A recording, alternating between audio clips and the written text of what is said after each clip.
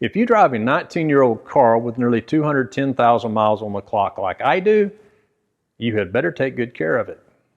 A lot of cars like mine have maintenance reminders built into them, and that's a good thing to a point. But sometimes they remind us to perform needed actions after we've performed the needed actions. For instance, last year, mine started giving me a reminder to change my cabin or AC filter. Problem is, that was about a month after I had changed the filter. In fact, every time I started that car for several months, it told me to change the AC filter. Finally, I got tired enough of it to get on my favorite internet search engine and find out how to turn the reminder off because it was driving me crazy. You know, that happened to be about the same time that I needed to change it again. There are different kinds of filters that we sometimes need to change. A country singer named John Conley released a single way back in the 70s that he had co-written with a co-worker at the radio station where Mr. Conley was a disc jockey. The song, Rose-Colored Glasses, you may have heard of it, ended up at number 5 on the country music charts. It was about a man whose wife was cheating on him. He knew it, but he just could not see past the good memories of them together and the good things that she used to say to him. His rose-colored glasses filtered out all the negative and destructive things that she was now doing to their relationship. Most of us wear rose-colored glasses at some point in our lives. No, not the actual spectacles, but we have a certain view of something, and nothing in the world can convince us that our opinion of it is not correct. We can even see the bad, but filter it out completely because we only see the good, or we can only see the good and not see the bad because we only want to see the good, or we can only see it the way that we want to see it, never mind the facts. That is the only way that I can understand the exaltation of certain politicians in recent years by people whom I thought ought to know better. But this video isn't about politics, it's about something vastly more important. All religious people see the scriptures through a filter. Let me say that again. All religious people see the scriptures through a filter. Sometimes that filter is very much like the rose-colored glasses that Mr. Conley sang about. The filter that many people use to view the Bible is to ignore the wrath of God and only see His love. What they fail to realize is that His love is what fuels His wrath. The filter we should use is referenced in Psalm 139 and verse 18. How precious also are your thoughts to me, O God. How great is the sum of them. God's thoughts are so much greater than ours. Isaiah 55 verses 8 and 9. He has expressed those thoughts in the sum of His word.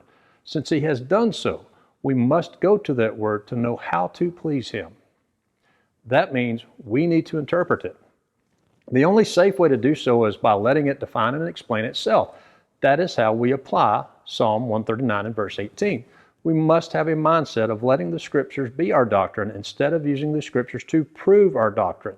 We must take the sum of its teaching on every subject. We can't pick and choose what we want to believe. The statement I'm about to read is found on the website gotquestions.org. And it's the beginning statement of several articles dedicated to proving that baptism is not necessary to be saved.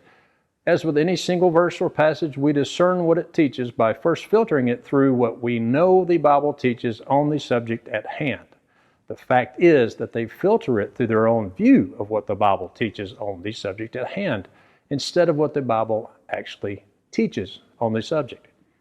In the several articles I have read on the subject on their website, they either pretended some facts did not exist or that those do not mean what they plainly and clearly teach. They tend to ignore the easiest and most obvious answers because those answers do not fit through their filter. We would rightly condemn such as false teaching.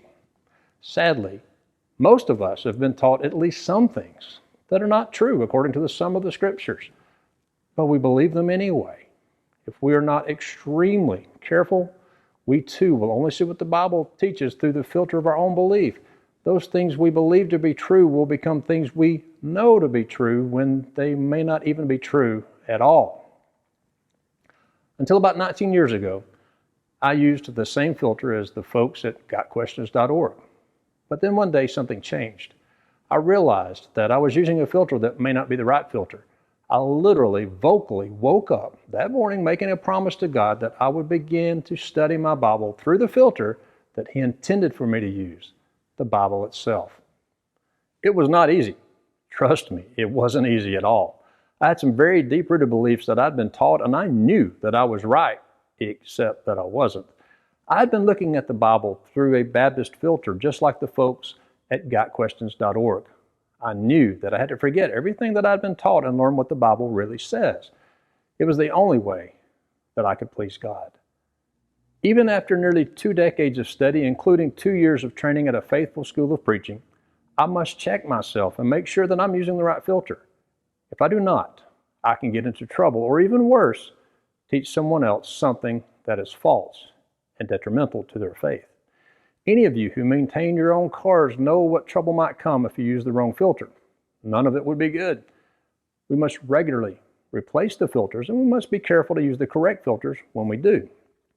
To borrow but correct the statement that was made on the website, as with any single verse or passage, we discern what it teaches by first filtering it through what the Bible teaches on the subject at hand. It doesn't matter what we know the Bible teaches. What matters is what the Bible teaches. Sometimes the two are dangerously different. If you are not viewing the Scriptures through the filter of the Bible itself, it's time to change your filter. This has been the Mississippi Gospel Minute.